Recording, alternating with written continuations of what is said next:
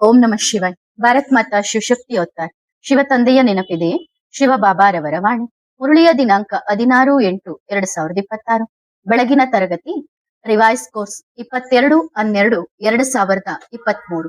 ಓಂ ನಮಃ ಶಿವಾಯ. ನಿಮಿತ್ತರಾಗಿ ಪ್ರೇಮ ಸ್ವರೂಪರಾಗಿರಿ. ತಮ್ಮ ಆಜ್ಞಾಕಾರಿ ಸ್ವಚ್ಛ ಮನಸ್ಸಿನ ತಮ್ಮನ್ನು ಮಾಲೀಕರೆಂದು ತಿಳಿಯದೆ ನಿಮಿತ್ತರೆಂದು ಭಾವಿಸುವ ಸೆಲ್ಫ್ ಚೆಕಿಂಗ್ ಮೂಲಕ ತಮ್ಮನ್ನು ತಿದ್ದಿಕೊಳ್ಳುವ ಪ್ರೇಮ ಸ್ವರೂಪರಾಗಿ ಪ್ರೇಮದ ಪ್ರಪಂಚವನ್ನು ತರುವಂತಹ, ಜನರ ರೋಗಗಳಿಂದ ಮುಕ್ತರಾಗಿರುವಂತಹ, ಸದಾ ಶ್ರೀಮತದಂತೆ ನಡೆಯುವ ಸಂದೇಶವಾಹಕ ಮಕ್ಕಳಿಗೆ ಮನಸ್ಸಿಗೆ ಆರಾಮ್ ನೀಡುವ ದಿಲಾರಾಮ್ ಶಿವ ಬಾಬಾ ಹೇಳಿದರು. ಒಳ್ಳೆಯದು. ತಂದೆಯು ಪರಮಧಾಮವನ್ನು ಬಿಟ್ಟರು, ಅಯೋಧ್ಯೆಯನ್ನು ಬಿಟ್ಟರು, ಕಾಡುಗಳಲ್ಲಿ ಸಂಚರಿಸಿದರು. ಆದರೆ ತಂದೆಯು ಹೇಳುವುದು ಒಂದೇ. ತಂದೆಯು ಎಲ್ಲವನ್ನೂ ಬಿಟ್ಟರು. ನೀವು ಮಕ್ಕಳು ತಂದೆಗಾಗಿ ಏನನ್ನು ಬಿಟ್ಟಿದ್ದೀರಿ? ಎಲ್ಲರಿಗೂ ಪ್ರೀತಿ ಇದೆಯಲ್ಲವೇ? ಇದೆಯೇ? ತಂದೆಯ ಮೇಲೆ ಎಲ್ಲರಿಗೂ ಪ್ರೀತಿ ಇದೆನಾ? ಪ್ರೀತಿಯ ವ್ಯಾಖ್ಯಾನ: ತಂದೆಗೆ ನಿಮ್ಮ ಮೇಲೆ ಪ್ರೀತಿ ಇದೆಯಲ್ಲವೇ? ಇದೆಯೋ ಇಲ್ಲವೋ? ಹಾಗಾದರೆ ನೀವು ಮಕ್ಕಳಿಗೂ ತಂದೆಯ ಮೇಲೆ ಎಷ್ಟು ಪ್ರೀತಿ ಇದೆ? ನೀವು ಸಹ ಬೇರೆ ಬೇರೆ ಕಡೆಗಳಿಂದ ಎಲ್ಲವನ್ನೂ ಬಿಟ್ಟು ಬಂದಿದ್ದೀರಲ್ಲವೇ? ಬಿಟ್ಟು ಬಂದಿದ್ದೀರಲ್ಲವೇ? ಅಥವಾ ಬಂದಿಲ್ಲವೇ? ತಮ್ಮ ತಮ್ಮ ಕೆಲಸಗಳನ್ನು ಬಿಟ್ಟು ಬಂದಿದ್ದೀರಿ. ಯಾರಿಗಾಗಿ ಬಂದಿದ್ದೀರಿ? ತಂದೆಗಾಗಿ. ಸ್ವರ್ಗಕ್ಕೆ ಹೋಗುವುದಕ್ಕಾಗಿಯೇ ಅಥವಾ ಪ್ರೀತಿಗಾಗಿಯೇ? ಎಲ್ಲಿಯವರೆಗೆ ಪ್ರೀತಿ ಇರುವುದಿಲ್ಲವೋ, ಎಲ್ಲಿಯವರೆಗೆ ಪ್ರೀತಿಯ ವ್ಯಾಖ್ಯಾನ ತಿಳಿಯುವುದಿಲ್ಲವೋ, ಅಲ್ಲಿಯವರೆಗೆ ಸ್ವರ್ಗಕ್ಕೆ ಹೇಗೆ ಹೋಗುತ್ತೀರಿ? ಒಳ್ಳೆಯದು. ಇಂದು ಎಲ್ಲಿ ಕುಳಿತಿದ್ದೀರಿ? ನಿಮ್ಮ ಧ್ವನಿ ಕೇಳಿಸಲಿಲ್ಲ. ಚಿತ್ರಕೂಟ ಧಾಮದಲ್ಲಿ ಕುಳಿತಿದ್ದೀರಿ. ಒಳ್ಳೆಯದು. ಈ ಸ್ಥಳದ ವಿಶೇಷತೆ ಏನು? ಈ ಸ್ಥಳವನ್ನು ಇಷ್ಟು ದೊಡ್ಡ ತೀರ್ಥಕ್ಷೇತ್ರ ಎಂದು ಏಕೆ ಕರೆಯುತ್ತಾರೆ? ಈ ಸ್ಥಳದ ವಿಶೇಷತೆ ಎಂದರೆ ರಾಮಚಂದ್ರನು ಇಲ್ಲಿ ಬಹಳ ಸಮಯ ಕಳೆದನು. ಆದ್ದರಿಂದ ಇದನ್ನು ತೀರ್ಥಕ್ಷೇತ್ರ ಎನ್ನಲಾಗುತ್ತದೆ. ಇಲ್ಲಿ ಇಡೀ ರಾಮಾಯಣವನ್ನು ಬರೆಯಲಾಯಿತು.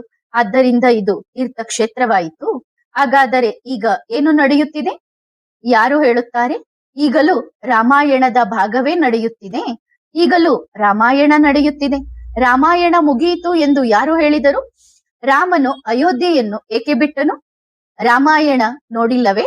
ರಾಮನು ಅಯೋಧ್ಯೆಯನ್ನು ಏಕೆ ಬಿಟ್ಟನು? ದೊಡ್ಡ ಉದ್ದೇಶವೇನೆಂದರೆ ರಾಮನು ರಾವಣನನ್ನು ಸಂಹರಿಸಲು ಅಯೋಧ್ಯೆಯನ್ನು ಬಿಟ್ಟನು.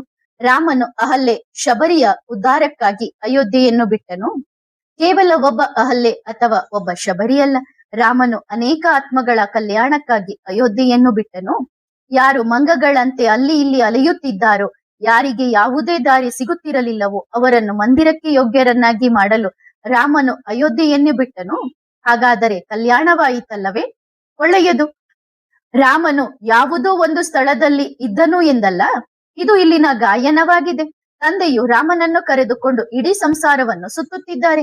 ಈ ಇಡೀ ಭಾರತವನ್ನೇ ಅಯೋಧ್ಯೆ ಎನ್ನಿ ಅಥವಾ ಕಾಡು ಎನ್ನಿ, ವನವಾಸ ಎನ್ನಿ. ತಂದೆಯು ಪ್ರತಿ ಜಾಗಕ್ಕೆ ಹೋಗಿ ಪ್ರತಿ ಆತ್ಮನ ಉದ್ಧಾರ ಮಾಡುತ್ತಿದ್ದಾರೆ, ಕಲ್ಯಾಣ ಮಾಡುತ್ತಿದ್ದಾರೆ. ಮತ್ತು ವನವಾಸ ಪೂರ್ಣಗೊಂಡ ತಕ್ಷಣ ಏನಾಗುತ್ತದೆ? ಅಂತ್ಯ. ರಾವಣ ಯಾರು? ಈ ಸಂಸಾರದಲ್ಲಿ ರಾವಣ ಯಾರು? ಇದನ್ನು ಯಾರನ್ನಾದರೂ ಕೇಳಿದರೆ ಇದು ಯಾವ ಯುಗ ಎಂದು ಅವರು ಕಲಿಯುಗ ಎನ್ನುತ್ತಾರೆ. ಹೀಗೆಯೇ ಹೇಳುತ್ತಾರಲ್ಲವೇ? ಯಾರು ಇದು ಸತ್ಯಯುಗ ಅಥವಾ ತ್ರೇತಾಯುಗ ಅಥವಾ ದ್ವಾಪರ ಯುಗ ಎಂದು ಹೇಳುವುದಿಲ್ಲ. ಏನು ಉತ್ತರ ಬರುತ್ತದೆ? ಸಣ್ಣ ಮಕ್ಕಳನ್ನು ಕೇಳಿದರೂ ಇದು ಯಾವ ಯುಗ ಎಂದು ಅವರು ಏನೋ ಹೇಳುತ್ತಾರೆ? ಕಲಿಯುಗ ಎನ್ನುತ್ತಾರಲ್ಲವೇ? ಹಾಗಾದರೆ ಕಲಿಯುಗ ಏಕೆ? ಎಲ್ಲಿ ಪ್ರತಿ ಮನೆಯಲ್ಲಿ ಕ್ಲೇಶವಿದೆಯೋ, ಎಲ್ಲಿ ಪ್ರತಿ ಮನೆಯಲ್ಲಿ ಹೊಡೆದಾಟವಿದೆಯೋ, ಎಲ್ಲಿ ಪ್ರತಿ ಮನೆಯಲ್ಲಿ ರಾವಣನ ಕ್ರೋಧದ ತಾಂಡವ ನಡೆಯುತ್ತಿದೆಯೋ, ಪ್ರತಿ ಸಣ್ಣ ಮಗುವಿನಲ್ಲಿ, ಹಿರಿಯರಲ್ಲಿ, ಕಿರಿಯರಲ್ಲಿ, ಯುವಕರಲ್ಲಿ, ವೃದ್ಧರಲ್ಲಿ ವಿಕಾರವಿದೆಯೋ, ಮುಖದಿಂದ ರಾಮ ರಾಮ ಎನ್ನುತ್ತಾರೆ ಅಥವಾ ಬಾಬಾ ಬಾಬಾ ಎನ್ನುತ್ತಾರೆ. ಆದರೆ ತಂದೆ ಏನೋ ಹೇಳುತ್ತಾರೆ? ಮುಖದ ರಾಮನನ್ನು ಮುಖದವರೇ ಕೇಳುತ್ತಾರೆ ಮತ್ತು ಮನಸ್ಸಿನ ರಾಮನನ್ನು ಆ ರಾಮನು ಕೇಳುತ್ತಾನೆ. ಯಾರು ನಿಮ್ಮ ಸಹಾಯಕ್ಕಾಗಿ ಪ್ರತಿ ಹೆಜ್ಜೆಯಲ್ಲೂ ಸಿದ್ಧರಾಗಿ ನಿಂತಿದ್ದಾರೋ, ಹಾಗಾದರೆ ತಂದೆಗೆ ಮುಖದ ರಾಮ ಬೇಡ. ಯಾವ ರಾಮ ಬೇಕು? ಹೃದಯದಿಂದ ಬಂದ ರಾಮ ಬೇಕು. ಹೃದಯದಿಂದ ರಾಮ ಬಂದರೆ ಹೃದಯಕ್ಕೆ ಆರಾಮ್ ಸಿಗುತ್ತದೆ. ಹಾಗಾದರೆ ಹೃದಯಕ್ಕೆ ಆರಾಮ್ ಬೇಕಲ್ಲವೇ? ಇಂದು ಸಣ್ಣ ಮಗುವನ್ನು ಕೇಳಿದರು ನಿಮಗೆ ಏನು ಚಿಂತೆ ಇದೆ? ಅವನು ಏನು ಹೇಳುತ್ತಾನೆ? ಬಹಳ ಟೆನ್ಷನ್ ಇದೆ, ಬಹಳ ಚಿಂತೆ ಇದೆ ಎನ್ನುತ್ತಾನೆ. ಒಂದು ವೇಳೆ ನಿಜವಾಗಿಯೂ ಹೃದಯಕ್ಕೆ ಆರಾಮ್ ಬೇಕೆಂದರೆ ಹೃದಯದಿಂದ ರಾಮ ಎನ್ನಿ. ರಾಮ ಅಂದರೆ ಯಾರು? ಹೇಳುತ್ತಾರಲ್ಲವೇ? ಕೈಗಳಿಲ್ಲದಿದ್ದರೂ ಇಡೀ ಸಂಸಾರವನ್ನು ನಡೆಸುತ್ತಾನೆ. ಮುಖವಿಲ್ಲದಿದ್ದರೂ ಕಿವಿಯಲ್ಲಿ ಏನನ್ನೋ ಹೇಳಿ ಹೋಗುತ್ತಾನೆ. ಪಾದಗಳಿಲ್ಲದಿದ್ದರೂ ಬಂದು ಹೋಗಿರುವ ಗುರುತು ಬಿಟ್ಟು ಹೋಗುತ್ತಾನೆ. ಕಿವಿಗಳಿಲ್ಲದಿದ್ದರೂ ಇಡೀ ಸಂಸಾರದ ಮಾತನ್ನು ಕೇಳುತ್ತಾನೆ. ಆರಾಮ.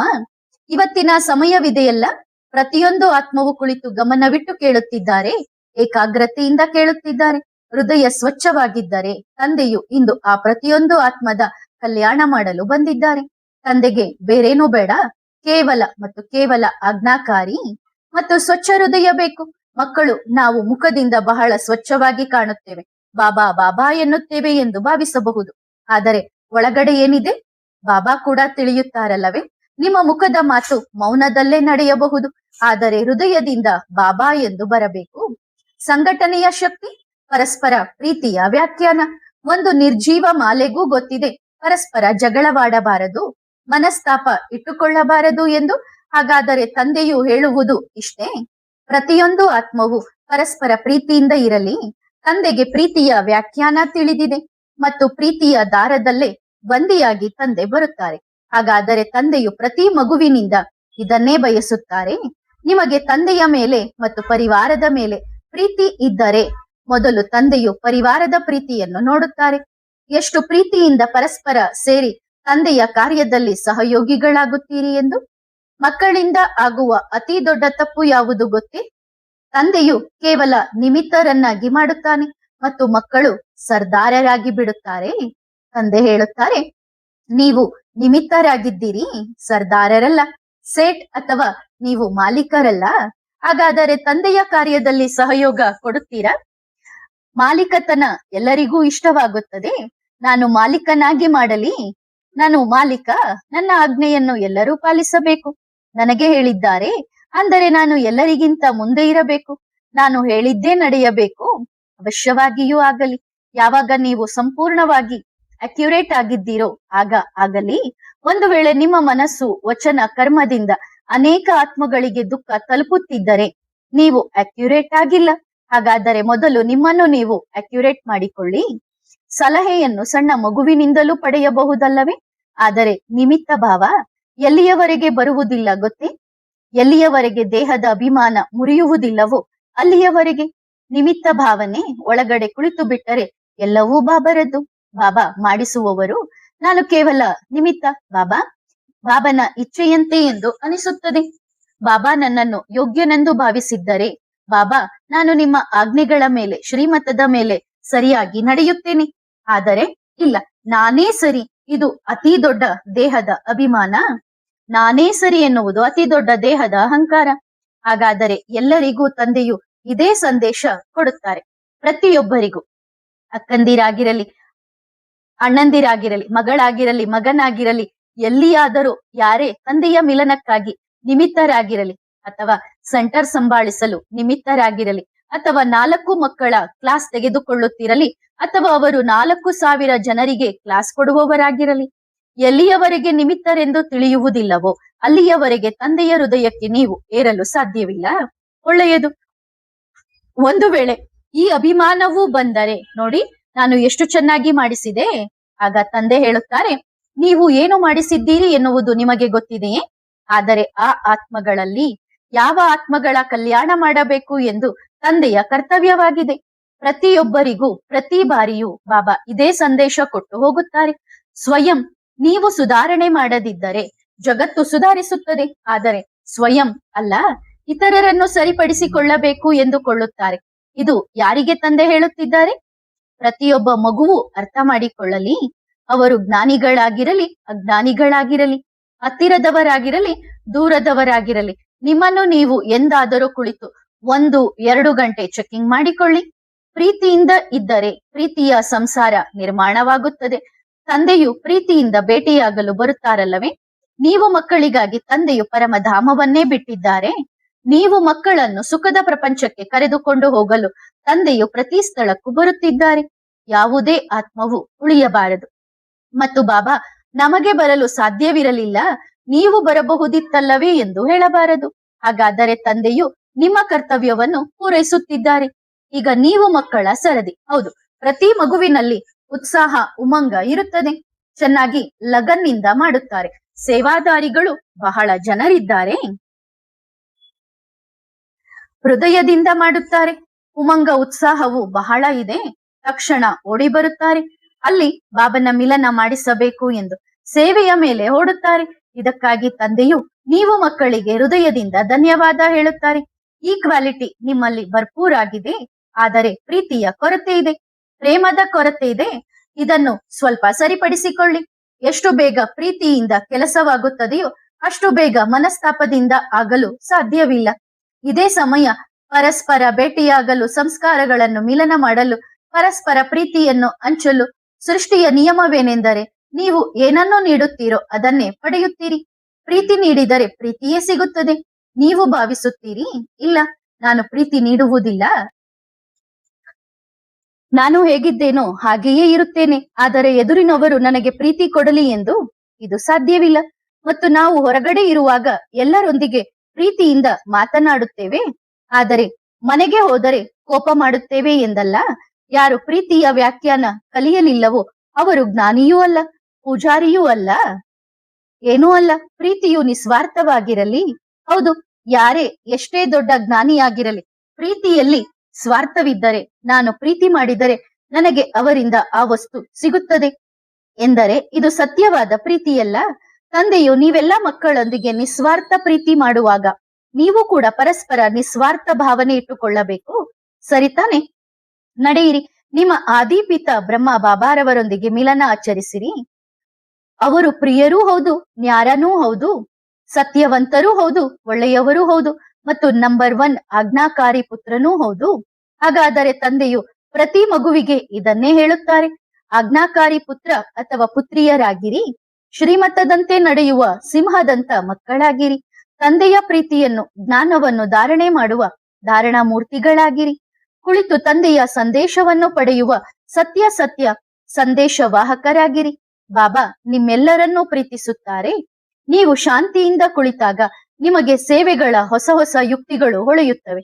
ಆದರೆ ಕುಳಿತುಕೊಳ್ಳದಿದ್ದರೆ ತಂದೆಯ ಸಂದೇಶ ಹೇಗೆ ತಲುಪುತ್ತದೆ? ನಿಮ್ಮ ಲೈನ್ ಬ್ಯುಸಿ ಇದ್ದರೆ ಬೇರೆ ಮೆಸೇಜ್ ಹೇಗೆ ಬರುತ್ತದೆ? ಒಂದು ವೇಳೆ ಸತ್ಯವಾದ ಮೆಸೇಜ್ ಪಡೆಯಬೇಕೆಂದರೆ ಕನಿಷ್ಠ 1 ಗಂಟೆ ಕುಳಿತು ಸೇವೆಗಳ ಯುಕ್ತಿಗಳನ್ನು ಹೊರತೆಗೆಯಿರಿ. ನೋಡಿ, ಬಾಬಾ ಎಂತಹ ಕಮಾಲ್ ಮಾಡಿ ತೋರಿಸುತ್ತಾರೆ. ಅವರು ಮಾಡಿದಂತೆ ನಾವು ಮಾಡೋಣ, ಇಂತಹವರು ಮಾಡಿದಂತೆ ನಾವು ಮಾಡೋಣ ಎಂದು ಯೋಚಿಸುತ್ತಾರೆ. ಕಾಪಿ ಏಕೆ ಮಾಡುತ್ತೀರಿ? ನಿಮ್ಮ ಸ್ವಂತ ಬುದ್ಧಿ ಇಲ್ಲವೇ? ನೀವು ಏನಾದರೂ ಹೊಸದನ್ನು ಮಾಡಿ, ಏನಾದರೂ ಹೊಸ ವಿಷಯ ತನ್ನಿ, ನವೀನತೆಯನ್ನು ತನ್ನಿರಿ. ನಡೆಯುತ್ತಿದೆ, ಅದೇ ನಡೆಯುತ್ತಿದೆ, ಅಲ್ಲಿ ನುಡಿದಂತೆ ನಾವು ಮಾಡಿದೆವು ಎಂದರೆ ನೀವು ಹೊಸದಾಗಿ ಏನು ಮಾಡಿದಿರಿ? ನೀವು ಪ್ರತಿ ಬಾಬಾನ ಮಿಲನದಲ್ಲಿ ಸೇವೆಗಳ ಹೊಸ ಯುಕ್ತಿಗಳನ್ನು ಹೊರತೆಗೆಯಿರಿ. ಹೊಸ ಆಕ್ಟಿವಿಟೀಸ್ ಮಾಡಿ, ಬುದ್ಧಿ ಉಪಯೋಗಿಸಿ. ಸಂದೇಶವನ್ನು ಯಾವ ರೀತಿ ತಲುಪಿಸಬೇಕು ಎಂದು ಬುದ್ಧಿ ಉಪಯೋಗಿಸಿರಿ. ಒಬ್ಬರಿಗೊಬ್ಬರು ಮಾತನಾಡಿ, ನನಗೆ ಈ ಸಂಕಲ್ಪ ಬಂದಿದೆ ಎಂದು. ನಿಮ್ಮ ಸಂಕಲ್ಪ 10ರಲ್ಲಿ 7 ಜನ ಮಕ್ಕಳಿಗೆ ಅರ್ಥವಾದರೆ ಅವಶ್ಯವಾಗಿಯೂ ಮಾಡಿ. ಬುದ್ಧಿ ಉಪಯೋಗಿಸುವುದಿಲ್ಲ, ಕೇವಲ ಹೌದು ಅವರು ಮಾಡಿದಂತೆ ನಾನು ಮಾಡಿದೆ ಎನ್ನುತ್ತಾರೆ. ಇದು ಬುದ್ಧಿವಂತಿಕೆಯಲ್ಲ. ಕಾಪಿ ಏಕೆ? ಏನಾದರೂ ನವೀನತೆಯನ್ನು ತನ್ನಿ.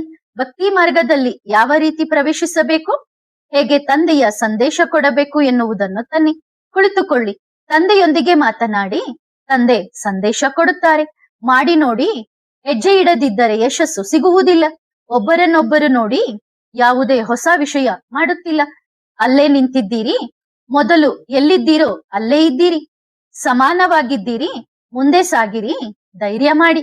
ತಂದೆಯೊಂದಿಗೆ ಸತ್ಯವಾದ ಲಗನ್, ಸತ್ಯವಾದ ಸಾಂಗತ್ಯ ಅಂದ್ರೆ ಸಮೀಪತೆ ನಿಭಾಯಿಸಿ. ಆಗ ನೋಡಿ ಕಮಾಲ್ ಹೇಗೆ ನಡೆಯುತ್ತದೆ ಎಂದು. ಒಳ್ಳೆಯದು ಮಕ್ಕಳೇ, ತಂದೆ ಯಾವಾಗಲೂ ನಿಮ್ಮೊಂದಿಗಿದ್ದಾರೆ. ಇದು ತಂದೆಯ ಪಕ್ಕಾ ವಾಗ್ದಾನವಾಗಿದೆ ಎಂದು. ತಂದೆ ನಿಮ್ಮ ಜೊತೆ ಬಿಟ್ಟಿಲ್ಲ ಎಂದು ಬಿಡುವುದಿಲ್ಲ, ಏಕೆಂದರೆ ಇದು ತಂದೆಯ ವಚನವಾಗಿದೆ ಮತ್ತು ತಂದೆಯು ತಮ್ಮ ವಚನದಲ್ಲಿ ಪಕ್ಕಾ ಇದ್ದಾರೆ. ನಿಮ್ಮ ವಚನ ಎಷ್ಟು ಪಕ್ಕಾ ಇದೆ ಎನ್ನುವುದನ್ನು ನೀವು ನಿಮ್ಮೊಂದಿಗೆ ಅವಶ್ಯವಾಗಿಯೂ ಮಾತನಾಡಿಕೊಳ್ಳಿ. ಸರಿತಾನೆ? ಸದಾ ಖುಷಿಯಾಗಿರಿ. ಖುಷಿಯಂತಹ ಆಹಾರ ಬೇರೊಂದಿಲ್ಲ. ಕೆಲವು ಮಕ್ಕಳು ಯೋಚಿಸುತ್ತಾರೆ, ಬಹಳ ಮಕ್ಕಳು ಭೇಟಿಯಾಗುತ್ತಾರೆ, ನಂತರ ಯೋಚಿಸುತ್ತಾರೆ, ಇಲ್ಲ ಇಲ್ಲ ಇವರು ಬಾಬಾ ಅಲ್ಲ ಎಂದು. ಆದರೂ ಭೇಟಿಯಾಗುತ್ತಾರೆ. ನಂತರ ಯೋಚಿಸುತ್ತಾರೆ, ಇಲ್ಲ ಬಾಬಾ ಕಾಣಿಸುತ್ತಿಲ್ಲವಲ್ಲ. ಸ್ವಲ್ಪ ಹೊತ್ತಿನ ನಂತರ ಮತ್ತೆ ನಿಶ್ಚಯವಾಗುತ್ತದೆ. ಮನೆಗೆ ಹೋಗುತ್ತಾರೆ. ನಂತರ ಯಾರೋ ಏನೋ ಹೇಳಿದರು, ಆಗ ಮತ್ತೆ ಅರ್ಥವಾಗುತ್ತದೆ. ಒಳ್ಳೆಯದು. ಭೇಟಿಯಾಗುವುದನ್ನು ಬಿಡುವುದಿಲ್ಲ ಮತ್ತು ಸಂಶಯ ಪಡುವುದನ್ನು ಬಿಡುವುದಿಲ್ಲ. ಇದರಿಂದ ಏನಾಗುತ್ತದೆ? ಇದರಿಂದ ನೀವು 2 ಹೆಜ್ಜೆ ಹಿಂದೆ ಹೋಗುತ್ತೀರಿ. ಮಹಾವೀರರಾಗಿಲ್ಲ. ಯಾರು ಮಹಾವೀರರಾಗುವುದಿಲ್ಲವೋ ಅವರನ್ನು ರಾವಣನು ಹಲವು ಬಾರಿ ಕೆಳಕ್ಕೆ ಹಾಕಿ ಹೊಡೆಯುತ್ತಾನೆ. ಹಾಗಾದರೆ ಮಹಾವೀರ ಎಂದರೇನು?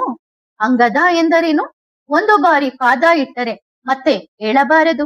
ಯಾರು ಮೇಲೆತ್ತಲೂ ಸಾಧ್ಯವಿಲ್ಲ.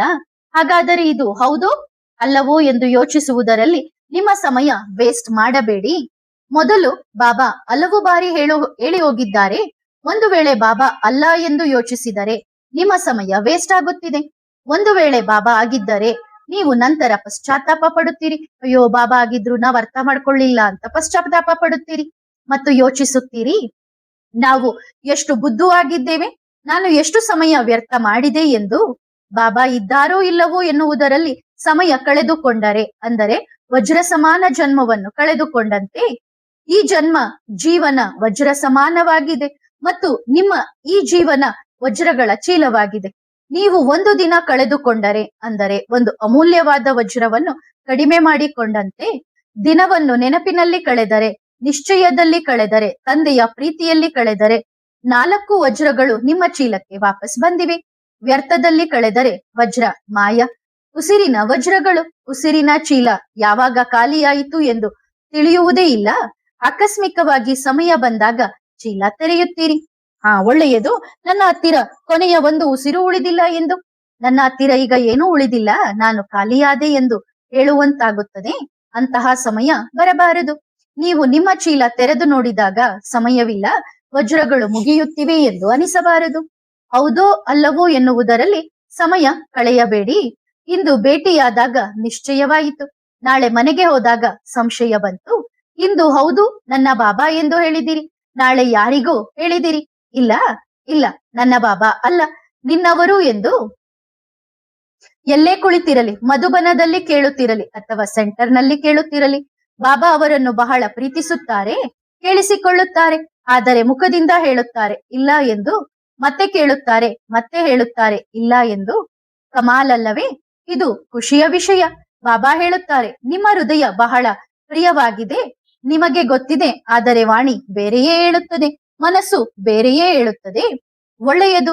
ಯಾರಿಗೆ ಬಾಬಾ ಇದ್ದರೆ ಎಂದು ಪಕ್ಕಾ ಇದೆಯೋ ಅವರು ಮಜ್ಬೂರಾಗಿದ್ದಾರೆ, ಬಂದಿಯಾಗಿದ್ದಾರೆ. ತಂದೆಯು ಎಲ್ಲರನ್ನು ಸ್ವತಂತ್ರ ಮಾಡುತ್ತಾರಲ್ಲವೇ? ನಿಮಗೆ ಪ್ರೀತಿ ಇದ್ದರೆ ಓಡಿ ಬನ್ನಿ, ಇಲ್ಲದಿದ್ದರೆ ನಿಂತು ಬಿಡಿ ಎಂದು. ನಂತರ ಭವಿಷ್ಯದಲ್ಲಿ ಏನಾಗುತ್ತದೆ ಎಂದು ಯೋಚಿಸಬೇಡಿ. ಮತ್ತು ಯಾರು ಯೋಚಿಸಿದರೋ ನನ್ನ ಗತಿ ಏನಾಗಬಹುದು, ಅವರು ಏನೂ ಆಗಲು ಸಾಧ್ಯವಿಲ್ಲ, ನನ್ನ ಸೆಂಟರ್ ಹೋಗುತ್ತದೆ, ನನ್ನ ಪದವಿ, ನನ್ನ ಸ್ಥಾನ ಹೋಗುತ್ತದೆ ಎಂದರೆ ಅವರು ಎಂದಿಗೂ ಏನೂ ಆಗಲು ಸಾಧ್ಯವಿಲ್ಲ. ಒಂದು ವೇಳೆ ಫೆವಿಕಾಲ್ನಂತೆ ಅಂಟಿಕೊಂಡಿದ್ದೇವೆ ಎನಿಸಿದರೆ ಬಿಡಿಸಿಕೊಳ್ಳಿ ಮತ್ತು ಓಡಿ. ಒಂದು ಕೊಂಬೆಯನ್ನು ಹಿಡಿದುಕೊಳ್ಳಬೇಡಿ. ಈ ಯಾತ್ರೆ ಪೂರ್ಣಗೊಂಡಿದೆ. ಒಂದು ವೇಳೆ ಇನ್ನು ಏನು ಹೊಸದನ್ನು ಮಾಡದಿದ್ದರೆ ಜೀವನ ಕಳೆದುಕೊಂಡಿದ್ದೀರಿ, ಪಡೆದಿಲ್ಲ.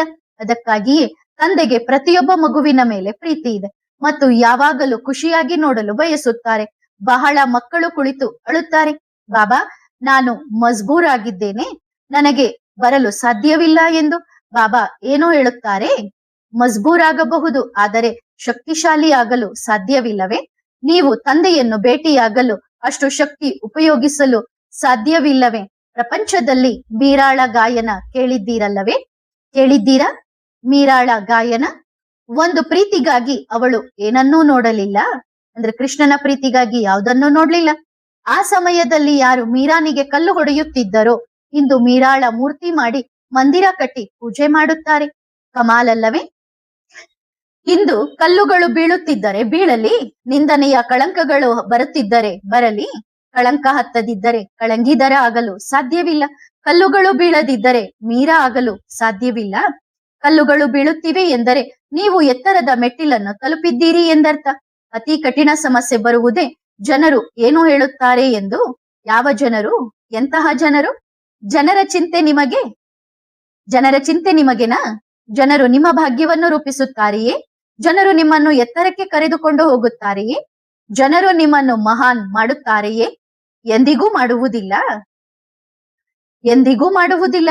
ಒಂದು ವೇಳೆ ನೀವು ಮಹಾನ್ ಆಗಲು ಬಯಸಿದರೆ ಜನರು ಏನೋ ಹೇಳುತ್ತಾರೆ ಎಂಬ ಚಿಂತೆಯನ್ನು ಬಿಡಲೇಬೇಕು. ಯಾರು ಏನೋ ಹೇಳುತ್ತಾರೆ? ನಿಮ್ಮನ್ನು ಯಾರು ದೇವತೆ ಆಗಲು ಬಿಡುವುದಿಲ್ಲ, ಯಾರು ಮಹಾತ್ಮರಾಗಲು ಬಿಡುವುದಿಲ್ಲ, ಯಾರು ಮಹಾನ್ ಪುರುಷ ಆಗಲು ಬಿಡುವುದಿಲ್ಲ, ಯಾರು ಮಹಾವೀರ ಆಗಲು ಬಿಡುವುದಿಲ್ಲ. ಅಂದ ಮೇಲೆ ಚಿಂತೆ ಯಾವುದಕ್ಕೆ? ನೀವು ಕೇವಲ ಚೆಕ್ ಮಾಡಿಕೊಳ್ಳಿ, ನಿಮ್ಮ ಒಳಗಿನ ಧ್ವನಿ ಏನು ಹೇಳುತ್ತದೆ, ತಂದೆಯ ಮೆಸೇಜ್ ಏನು ಹೇಳುತ್ತದೆ. ನಿಶ್ಚಿಂತರಾಗಿ ಮೇಲೆ ಹಾರಿರಿ. ಒಂದು ವೇಳೆ ನೀವು ತಪ್ಪಾಗಿದ್ದರೆ ಜನರು ಏನು ಹೇಳುತ್ತಾರೆ ಎಂದು ಚಿಂತೆ ಮಾಡಿರಿ. ನಿಮಗೆ ತಿಳಿದಿರುವಾಗ ನೀವು ರೈಟ್ ಆಗಿದ್ದೀರಿ, ಸರಿಯಾಗಿದ್ದೀರಿ ಎಂದು. ಆಗಲೂ ಜನರ ಚಿಂತೆ ಮಾಡುತ್ತೀರಾ? ಆಗಲೂ ಜನರು ಏನು ಹೇಳುತ್ತಾರೆ ಎಂದು ಚಿಂತಿಸುತ್ತೀರಾ? ಒಳ್ಳೆಯದು ಮಕ್ಕಳೇ, ಸದಾ ಖುಷಿಯಾಗಿರಿ, ಸದಾ ನಗು ನಗುತ್ತೀರಿ ಮತ್ತು ಸದಾ ತಂದೆಯೊಂದಿಗೆ ಮಿಲನ ಆಚರಿಸುತ್ತೀರಿ.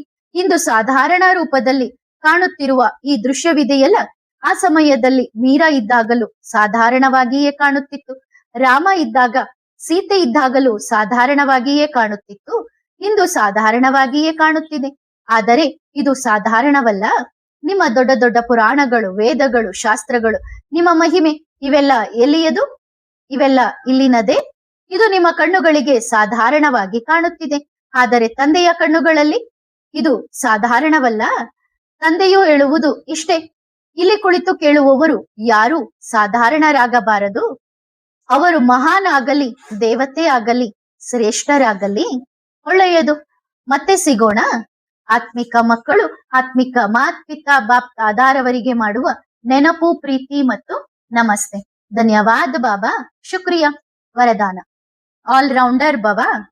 ಈ ಅಲೌಕಿಕ ಶಿಕ್ಷಣದಲ್ಲಿ ಪಾಸ್ವಿತಾನರಾಗಲು ಆಲ್ರೌಂಡರ್ ಆಗಿರಿ. ಆಲ್ರೌಂಡರ್ ಎಂದರೆ ಸಮಯಕ್ಕೆ ತಕ್ಕಂತೆ, ಅವಶ್ಯಕತೆಗೆ ತಕ್ಕಂತೆ ಅದರಲ್ಲಿ ಆಸಕ್ತಿಯಿಂದ ಸೇವೆಯಲ್ಲಿ ಯಶಸ್ಸು ಪಡೆಯುವುದು. ಕ್ಲಾಸ್ ಮಾಡಿಸಲು, ಕೋರ್ಸ್ ಮಾಡಿಸಲು ಎಷ್ಟು ಆಸಕ್ತಿ ಇಡುತ್ತೀರೋ ಅಷ್ಟೇ ಆಸಕ್ತಿ ಸ್ಥೂಲ ಸೇವೆಯಲ್ಲಿ ಅಂದರೆ ಕರ್ಮಣ ಸೇವೆಯಲ್ಲಿಯೂ ಇರಲಿ. ನಮ್ಮದು ಸೂಕ್ಷ್ಮ ಸೇವೆ. ಸ್ಥೂಲ ಸೇವೆಯನ್ನು ಇತರರು ಮಾಡುತ್ತಾರೆ ಎಂದಲ್ಲ, ಇಲ್ಲ, ಇದು ಕೂಡ ಶಿಕ್ಷಣದ ಒಂದು ಸಬ್ಜೆಕ್ಟ್ ಆಗಿದೆ. ಆದ್ದರಿಂದ ಇದನ್ನು ಹಗುರವಾಗಿ ಪರಿಗಣಿಸಬೇಡಿ. ಒಂದು ವೇಳೆ ಕರ್ಮಣದಲ್ಲಿ ಮಾರ್ಕ್ಸ್ ಕಡಿಮೆಯಾದರೆ ಆಗಲು ಪಾಸ್ವಿತಾನರಾಗಲು ಸಾಧ್ಯವಿಲ್ಲ. ಒಳ್ಳೆಯದು. ಓಂ ನಮಃ ಶಿವಾಯ.